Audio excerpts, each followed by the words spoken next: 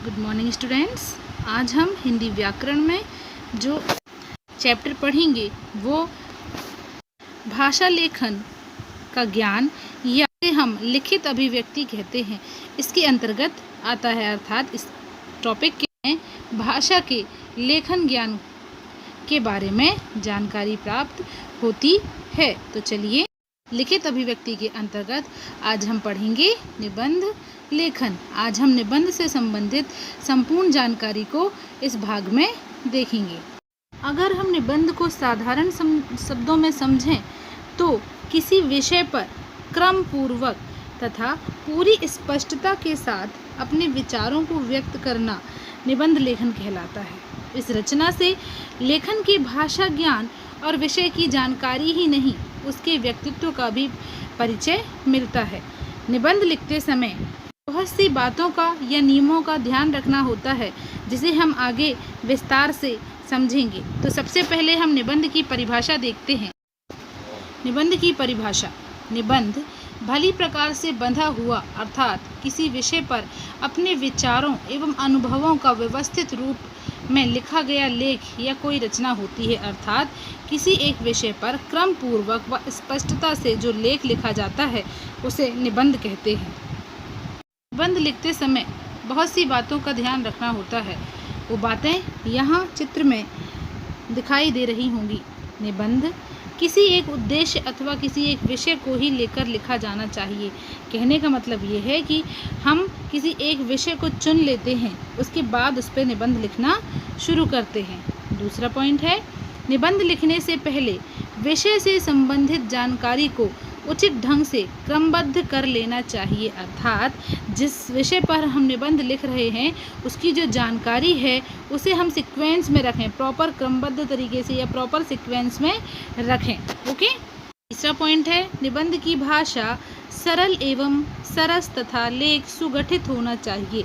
मतलब जिस विषय पर हम निबंध लिख रहे हैं तो निबंध लिखने की जो भाषा है वो सरल होनी चाहिए ताकि जल्दी से जल्दी पढ़ने वाले को समझ में आए। सरस होनी चाहिए मतलब पढ़ने में अच्छी लगनी चाहिए। और जो लेख हम लिख रहे हैं वो सुगठित मतलब अच्छी तरीके से लिखा जाना चाहिए। फिर नंबर 4 है, विचार क्रमबद्ध तथा आपस में संबंध रखने वाले होने चाहिए। अर्थात जब हम निबंध लिख रहे हैं तो जो विषय है उसकी जो जानकारी है वो सही सीक्वेंस में हो और साथ ही साथ वो सीक्वेंस आपस में रिलेटेड हों। अर्थात उसकी जो जानकारियां हैं वो आपस में संबंध रख रही हों। नहीं ऐसा ना हो कि हम पहले वाले पॉइंट में या पहले वाले टॉपिक पे कुछ और जानकारी दे रहे थे, दूसरे पॉइंट में हम कुछ और जानकारी देने लगे। तो कहने का मतलब है, अगर हमने परिचय जिस विषय का दिया है तो जो उसका विस्तार है या जो उसका सेंटर वाला जो पार्ट है वो उससे रिलेट या संबंधित होना चाहिए। फिर नंबर 5 है, निबंध को व्यर्थ विस्तार नहीं दिया जाना चाहिए। क्या होता है, जब निबंध हम देख लेते हैं इतने नंबर का आया तो उसको ज़बरदस्ती बढ़ाते हैं ना, पेज बढ़ने के चक्कर में। ये सही नहीं है। हमें निबंध को व्यर्थ मतलब बेकार में बड़ा नहीं करना चाहिए। जितनी जानकारी आपको सही तरीके से पता है या जितने शब्दों में निबंध आपसे पूछा जा रहा है उतने शब्दों में आप निबंध लिखिए। फिर है, जहाँ तक हो सके वर्तनी यानी कि स्पेलिंग की अशुद्धियाँ नहीं होनी चाहिए। कहने का मतलब है निबंध में जो भी वर्तनी है वो सही होनी चाहिए या स्पेलिंग मिस्टेक नहीं होनी चाहिए। नंबर 7, विराम चिन्हों का पूरा ध्यान रखना चाहिए। पंक्चुएशन होनी चाहिए आपके निबंध में। कहाँ पर अल्प विराम लगाना है, कहाँ पूर्ण विराम लगाना है, कहाँ पर योजक चिन्ह लगाने हैं, इन सब का ध्यान रखना चाहिए। इससे क्या होगा, आपका जो निबंध है वो सुगठित और आकर्षक दिखाई देगा। उसके बाद निबंध में किसी महापुरुष के कथन, कविता आदि की कुछ पंक्तियों अथवा सूक्तियों का समावेश करके निबंध को प्रभावशाली बनाया जाता है। कहने का मतलब है, जब हम निबंध लिख रहे होते हैं तो उसका जो विषय चल रहा होता है उस विषय से संबंधित हम कोई कथन लिख सकते हैं महापुरुष का। जैसे हम महात्मा गांधी के ऊपर या स्वच्छता के ऊपर निबंध लिख रहे हैं तो महात्मा गांधी से जुड़ा हुआ कोई कथन लिख सकते हैं, कोई कविता लिख सकते हैं या फिर कोई सूक्तियाँ लिख सकते हैं या कोई ऐसा 2 लाइन बना सकते हैं जो कविता का रूप हो, जिसे हम स्लोगन भी कहते हैं, है ना। तो उस विषय से संबंधित कुछ कविताएं या पंक्तियां लिख सकते हैं ताकि निबंध थोड़ा आकर्षक लगे, अच्छा लगे। या प्रभावशाली लगे। फिर अगला जो पॉइंट है वो है, यदि निबंध में संकेत बिंदु दिए गए हैं तो उनके अनुसार ही विषय को प्रस्तुत करना चाहिए। संकेत बिंदु अर्थात रूपरेखा अगर हमने निबंध की बनाई है तो रूपरेखा में जो पॉइंट जिस नंबर पर लिखा है हमने, वो उसी के हिसाब से आगे निबंध को विस्तार दिया जाना चाहिए। कैसे, वो मैं आगे समझाऊंगी। और भी कुछ बातें दी गई हैं जो आपको निबंध लिखते समय ध्यान में रखना चाहिए। जैसे कि पहला, निबंध के बाहरी स्वरूप को ही देखकर परीक्षक विद्यार्थी के प्रति अपनी थोड़ी धारणा बना लेता है, अतः लेख बहुत सुंदर व स्पष्ट होना चाहिए। कहने का मतलब है, जब परीक्षा में विद्यार्थी निबंध लिखता है या छात्र निबंध लिखता है तो निबंध देखने में उसकी रूपरेखा, उसका जो लेख है अगर अच्छा होता है तो जो परीक्षक होता है ना, इन्विजिलेटर जो होता है, वो खुद ही अपनी अच्छी धारणा बना लेता है कि निबंध बहुत अच्छे से लिखा गया है। तो इससे जो छात्र है उसकी अच्छी इमेज बनती है परीक्षक के सामने। फिर दूसरा पॉइंट है, भाषा सरल, सुबोध एवं प्रवाहमयी होनी चाहिए। जहाँ तक संभव हो छोटे छोटे वाक्य होना चाहिए। इस पॉइंट में कहा जा रहा है कि भाषा सरल हो, सुबोध हो, प्रवाहमयी मतलब अच्छे तरीके से जिसको अगर हम पढ़कर सुनाएं तो पढ़ने में वो अच्छी लगे, और ये कोशिश करनी चाहिए कि जिन वाक्यों का हम प्रयोग निबंध में कर रहे हैं वो छोटे छोटे हों। फिर है नेक्स्ट, निबंध के लिए दिए गए विषयों में से किसी एक विषय का चयन करना चाहिए जिसे आप भली भांति समझते हो। मान लो आपको ऑप्शन दिए गए हैं 4-5, तो आप उन 4-5 ऑप्शन में से वही विषय चुनें जिसके बारे में आप बहुत अच्छे से जानते हो। फिर अगला है, विषय से संबंधित पर्याप्त जानकारी होनी चाहिए। इसके लिए अच्छे निबंधों का अध्ययन आवश्यक है।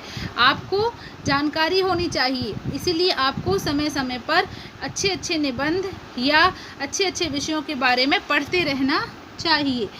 फिर है, जानकारी को व्यवस्थित करने के लिए पहले एक रफ कागज पर विषय की रूपरेखा बना लेनी चाहिए।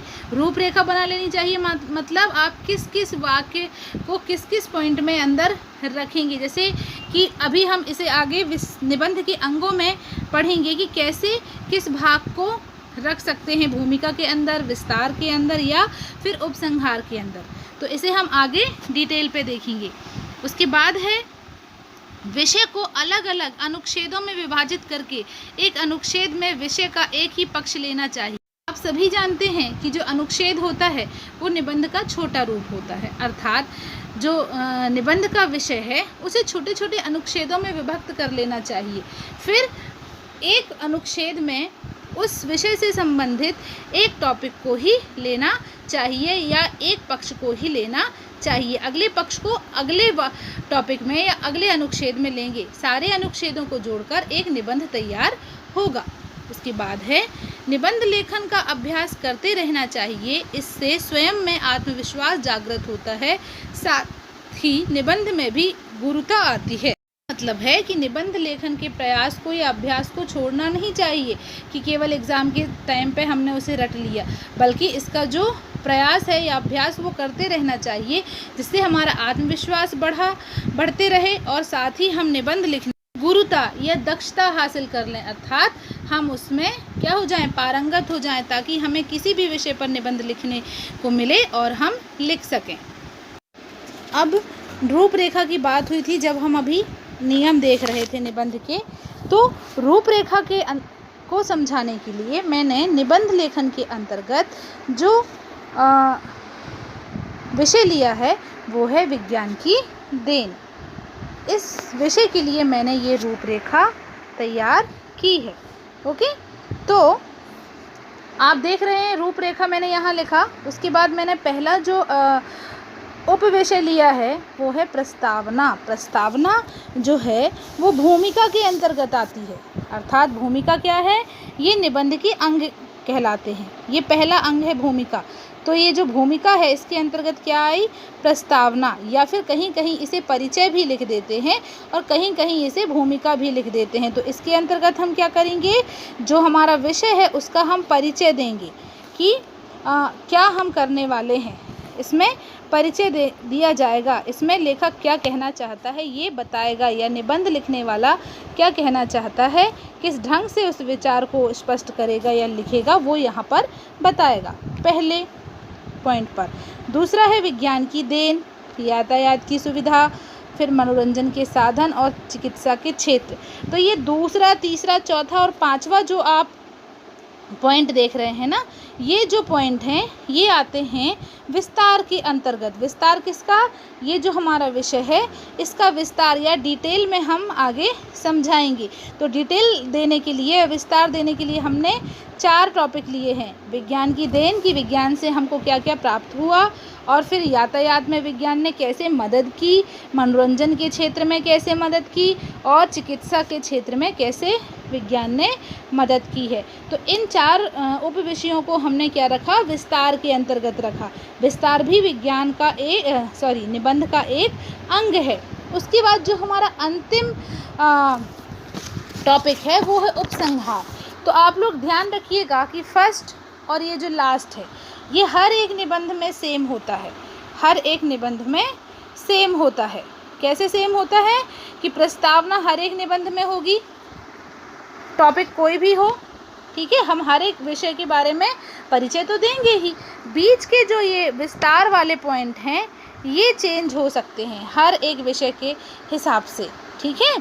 और ये जो एंडिंग वाला है इसे हम कहते हैं उपसंहार, जिसे आप इंग्लिश में कंक्लूजन भी कहते हैं। तो ये भी सेम होगा। क्यों? क्योंकि यह किसी भी निबंध का अंतिम भाग होता है।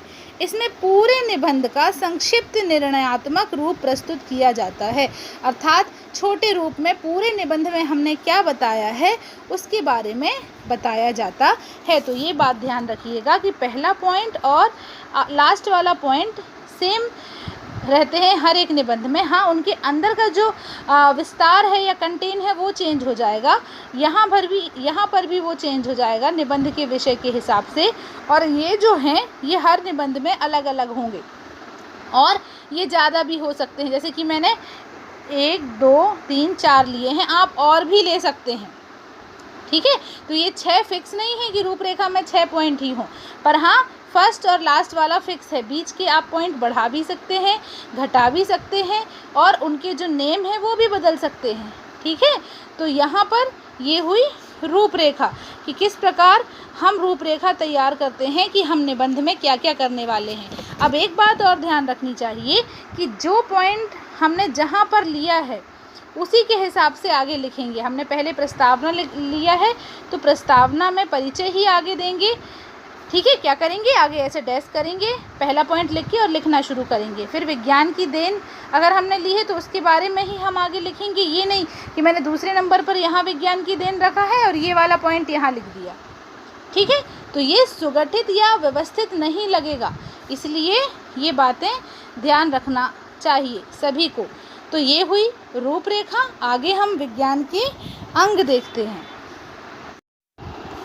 अब हम यहाँ पर निबंध के अंग के बारे में जानते हैं। तो आप देख रहे हैं निबंध के अंग में मैंने जो पहला विषय लिया है वो है भूमिका, फिर है विस्तार और फिर है उपसंहार। ओके, तो सबसे पहले क्या आएगी? भूमिका आएगी।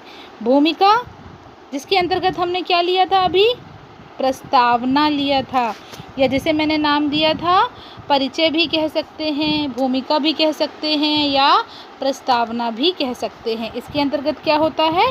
हम विषय से संबंधित परिचय देते हैं या अपनी धारणा बताते हैं कि हम इसके अंतर्गत क्या क्या बताने वाले हैं। दूसरा है विस्तार। फिर हम उसे विस्तार देते हैं, बढ़ाते हैं, उससे संबंधित जानकारी को विस्तार से समझाते हैं। जैसे कि अभी हमने विज्ञान के नियम की रूपरेखा देखी थी ना, हमने बताया विज्ञान की देन, फिर कैसे मनोरंजन के साधन आए, कैसे चिकित्सा में मदद की। तो ये विस्तार के अंतर्गत आता है। ये विस्तार जो है ये चेंज होते रहते हैं विषय के हिसाब से, ठीक है। फिर ये है उपसंहार। उपसंहार मैंने पहले ही बताया कि ये अंतिम भाग होता है निबंध का, जिसमें हम ये बताते हैं कि आगे हमने क्या क्या किया है, उसे संक्षिप्त या छोटे रूप में बताते हैं। ओके, तो ये बात ध्यान में रखना कि भूमिका और उपसंहार हर एक विषय में होते हैं और यही नाम होता है, अंदर का जो कंटेन है वो बदल जाता है। जबकि ये जो विस्तार है ये भी हर निबंध में होता है पर अलग अलग नाम से होता है। जैसे विज्ञान के चमत्कार या विज्ञान की देन में हमने क्या नाम दे दिया, मनोरंजन के साधन, चिकित्सा के साधन, विज्ञान की देन। उसी प्रकार ये हर एक निबंध में बदलते जाएंगे। जैसे मैंने दहेज प्रथा की मान लो रूपरेखा बनाई, तो दहेज प्रथा में मैं विस्तार में क्या लिख दूंगी कि दहेज एक कुप्रथा है अर्थात बुरी प्रथा है, दहेज एक विडंबना अर्थात समस्या है, फिर दहेज पर हम रोकथाम कैसे लगा सकते हैं, तो ये सब विस्तार के अंतर्गत आ जाएगा। तो ये 3 जो अंग हैं ये होते हैं निबंध के। कौन कौन से? भूमिका, विस्तार और उपसंहार। अब हम निबंध के प्रकार देखेंगे। निबंध 3 प्रकार के होते हैं मुख्य रूप से, वर्णनात्मक, विचारात्मक और भावात्मक। तो मुख्य इन 3 निबंधों को हम जानेंगे। उसके बाद जो 2 और अन्य निबंध के प्रकार हैं उनके बारे में भी हम देखेंगे। तो सर्वप्रथम हम देखते हैं वर्णनात्मक निबंध। वर्णनात्मक मतलब वर्णन करना, जिसमें हम किसी विषय का वर्णन करें। तो क्या होगा इसका, कैसे इसको परिभाषित करेंगे? वर्णनात्मक निबंध के अंतर्गत ऐसे विषय आते हैं जिनमें विषय विशेष के बारे में विस्तार से वर्णन किया जाता है, अर्थात जिन विषयों के बारे में विस्तार से हम बता सकें उन विषयों को इसके अंतर्गत रखा जाता है। उदाहरण हम देखें तो जैसे कोई प्राकृतिक दृश्य हो उसका वर्णन करना है तो ये हम विस्तार से कर सकते हैं, जिसने जो देखा है उसके हिसाब से। कोई मेला हो, मेले में हम घूमने जाते हैं, वहाँ जो दृश्य है उसका वर्णन हम विस्तार से कर सकते हैं। त्यौहार हो, त्यौहार का वर्णन सभी लोग अपने अपने शब्दों में विस्तार से करते हैं। या फिर कोई ऐतिहासिक स्थान हो, तो ये कुछ विषय हैं जो वर्णनात्मक निबंध के अंतर्गत आते हैं। फिर दूसरा प्रकार है विचारात्मक निबंध। इसमें हम क्या करते हैं, इसमें चिंतन मनन पर आधारित गंभीर विचार होते हैं। इन निबंधों में बुद्धि तत्व प्रधान होता है, अर्थात बुद्धि या दिमाग को महत्व दिया जाता है, जिसे सोच कर लिखा जाए, तर्क वितर्क करके लिखा जाए। तर्क और दृष्टांत देकर विषय के पक्ष अथवा विपक्ष का विवेचन किया जाता है, जैसे कि साहस, प्रेम, वीरता, श्रद्धा भाव तथा सामाजिक, धार्मिक और राजनीतिक समस्याएं इसके अंतर्गत आती हैं। तो अगर हम साधारण शब्दों में देखें तो विचारात्मक निबंध में किसी विषय के पक्ष विपक्ष, लाभ आदि के विषय में विचार व्यक्त किए जाते हैं। यह निबंध देश अथवा समाज की समस्याओं से जुड़े होते हैं। इसके अंतर्गत आने वाले विषय हो सकते हैं धार्मिक, सामाजिक, राजनीतिक, प्रेम, वीरता, श्रद्धा भाव इत्यादि। मैंने विचारात्मक निबंध के कुछ आपको उदाहरण बताए, जैसे राजनीतिक, सामाजिक समस्याएं और साहस। तो इसमें हम अपने तर्क वितर्क, पक्ष विपक्ष रख सकते हैं। कैसे? मान लो हम राजनीतिक या सामाजिक समस्या पर चर्चा कर रहे हैं, हर किसी की जो क्षमता है वह अलग अलग होगी। तो इस विचारात्मक निबंध के अंतर्गत सभी अपने अपने विचारों के अनुसार निबंध प्रस्तुत कर सकते हैं। उसके बाद जो तीसरा प्रकार है वो है भावात्मक निबंध, अर्थात जिसमें भाव को महत्व दिया जाएगा, ऐसा निबंध। तो क्या हम कह सकते हैं इसके विषय में? इस विषय में भाव की प्रधानता होती है, अतः इन निबंधों की शैली भावुकतापूर्ण होती है। ऐसे निबंध बहुत कम लिखे गए हैं। इनमें जो विषय है वो हो सकते हैं बुढ़ापा, नशा आदि। तो साधारण शब्दों में अगर हम देखें तो कह सकते हैं भावात्मक निबंध में भावों को महत्वपूर्ण स्थान दिया जाता है या भावों का महत्वपूर्ण स्थान होता है। आप उदाहरण देख सकते हैं, उन्हीं उदाहरणों को रखा गया है जिसमें भाव को महत्वपूर्ण स्थान मिला है। जैसे कि मित्रता, ये भी भाव से जुड़ी है, जिसे हम फीलिंग कहते हैं। परोपकार, मानवता, और एक और विषय मैंने आपको बताया नशा, बुढ़ापा। तो इस प्रकार इन विषयों पर लिखने वाले जो निबंध होते हैं वो भावों को प्रकट करते हैं या भावात्मक निबंध कहलाते हैं। आगे दिए गए 3 निबंधों के अतिरिक्त 2 अन्य निबंध के भेद भी हैं, व्याख्यात्मक और कल्पनात्मक। व्याख्यात्मक निबंध अर्थात जिसमें व्याख्या की गई हो, है ना, जिसमें व्याख्या की जाए।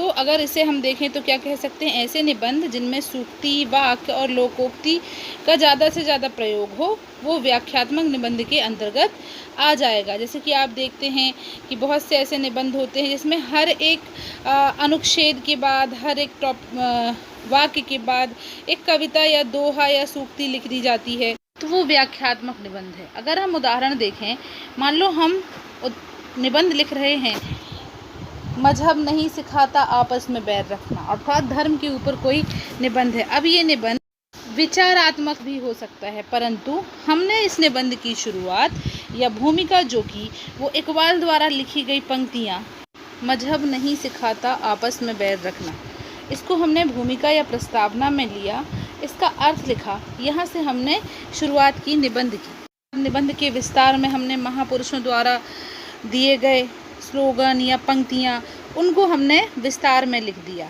उसके बाद उपसंहार में हमने कवि दिनकर या अन्य किसी कवि की पंक्तियाँ ले ली। जैसे कवि दिनकर की हमने पंक्तियाँ ले ली, मंदिर और मस्जिद दोनों पर एक तार बांधो रे। तो हमने क्या किया, निबंध के हर एक भाग में सूक्ति या कविता का प्रयोग किया। तो यहाँ पर व्याख्यात्मक निबंध आ जाएगा, भले ही वो धार्मिक विषय है। जो अन्य भेद है वो है कल्पनात्मक, अर्थात नाम से बता रहा है कि कल्पना का इसमें महत्व होगा। तो हम क्या कह सकते हैं, ऐसे निबंधों में लेखक काल्पनिक दृष्टि को महत्व देता है और निबंध लिखता है, अर्थात कल्पना की सहायता ली जाती है, इमेजिन करके लिखा जाता है। इसके लेखक को अपनी कल्पना की उड़ान के लिए पूरी छूट होती है, अर्थात वो कहीं भी अपनी सोच को पहुंचा सकता है और किसी भी विषय पर कितने भी विस्तार तक सोच सकता है। जैसे एक उदाहरण हम ले लें, बादल की आत्मकथा, ये एक काल्पनिक विषय है क्योंकि इसमें हर एक निबंध लिखने वाला अपने अपने विचार, अपनी अपनी कल्पना अपने हिसाब से लिखेगा। तो आज के इस भाग में हमने निबंध लेखन से संबंधित अंग, निबंध लेखन के प्रकार, निबंध की परिभाषा, इन सभी विषय को विस्तार से जाना। सभी व्यक्ति का ये प्रकार निबंध लेखन यहाँ समाप्त होता है। अगर आपको वीडियो अच्छा लगा हो तो प्लीज़ वीडियो को लाइक करिए, कमेंट करिए, ज़्यादा से ज़्यादा शेयर करिए, और अगर आप मेरे चैनल के सब्सक्राइबर नहीं हैं तो प्लीज़ सब्सक्राइब करिए। Thanks for watching.